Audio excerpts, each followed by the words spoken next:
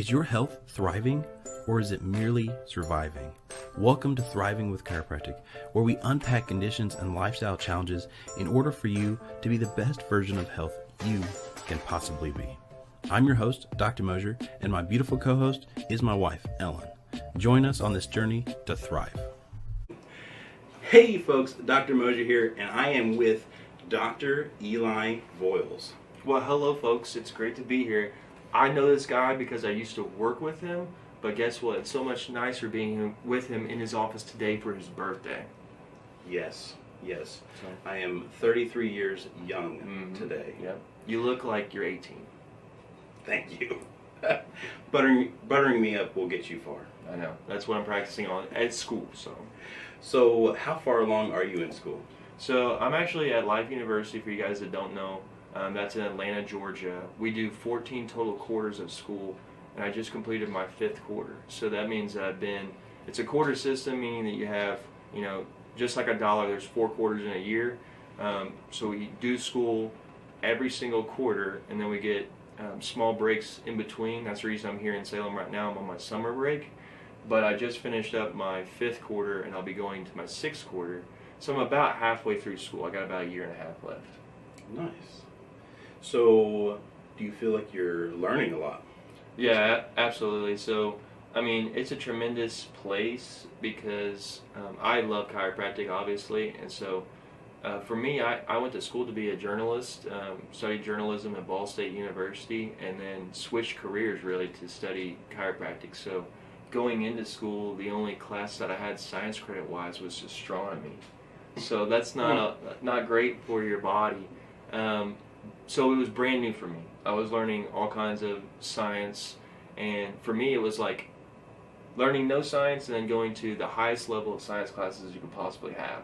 So there was definitely a curve, but I just generally love learning. So bring me something new and I will try to learn it as best as I can. So with that, there's a ton of just brand new information.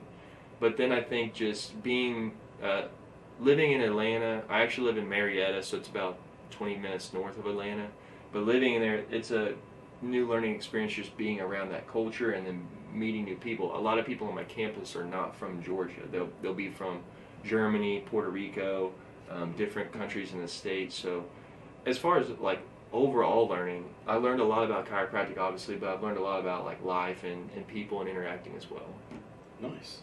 So with journalism and speaking in front of a camera and then talking about chiropractic, I feel like this is the perfect scenario for you. I am 100% where I need to be at.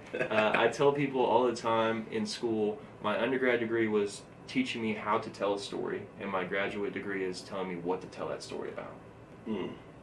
That is powerful. So you have somewhat of a disadvantage without the science background, but you have a huge advantage amongst your classmates. So talk about that. How do you feel that you have an advantage over your classmates because of the journalism and because you know how to tell a story, and why is being able to tell your story so important as a chiropractor? Yeah. So first of all, this podcast is tremendous because it highlights stories, and everyone has a story. Second of all, I think that I would be tremendously unique because most people that set out to be a chiropractor are very science-minded. And there's nothing wrong with that. It just is a particular type of style of approach. I don't quite have that approach. I'm a little bit more focused on tell me more about you as a person, and I would like to highlight your story. I personally think that's where the chiropractic field will be going towards, is highlighting people's stories, highlighting people's successes, which is why Thriving with Chiropractic is amazing. But I think it sets me up for a great advantage in the respect that sometimes people miss the forest looking at the trees. They get so focused on the science and they forget what the purpose of the job is. And for me, I'm more interested in your story, and I was trained in my undergrad to, figure out how to get you to tell me all those details and really highlight instead of undersell your own story.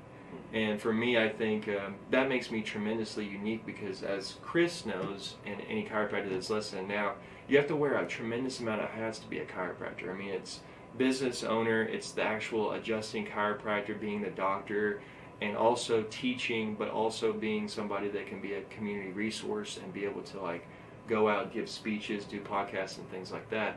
Well, for me, like I already have formal training for a lot of those things where the students around me do not have that. And the things that I'm currently learning are the same things that they're learning. So basically what I tell them is they may have started at a different place, but I'm not concerned where we start, I'm concerned where we end. Like my ceiling can be much different than your ceiling, even though we're starting off in different places. And for me, I think the focus is what makes me so much more unique, because they don't think about the stories as much as I would or you would. Yeah, absolutely. I remember as an intern, we would talk about x-rays, we would talk about adjusting, we would talk about the science stuff, but when we would sit down and talk about a patient's story and I would express to you how frustrated I am on how that person was treated by the medical community because they were kind of brushed off, and I could see in your eyes how it lit you up.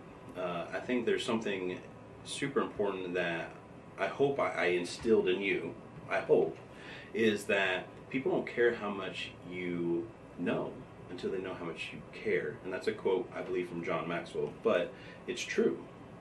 And I think you show that. Yeah, and I actually recently just got back a couple months ago from Dallas, Texas in a seminar, and it was focused on pediatric care, so children, and just exactly what you said, it's like as I've learned more and I've gotten exposed to more of like what goes on in not only just the medical community, but just what goes on in everyday life, like I have, like that passion's grown a lot. Like I've seen, even just with the conference in Dallas, like I didn't really have a desire or interest in treating kids, and then I see how badly our kids need us. And it's like, I can't just stand by and let things affect our children like that and be in good conscience. And I think as a student, you don't really always see that. You're so focused on taking this next exam or taking this studying or doing this assignment that you kind of forget like why you're doing this assignment.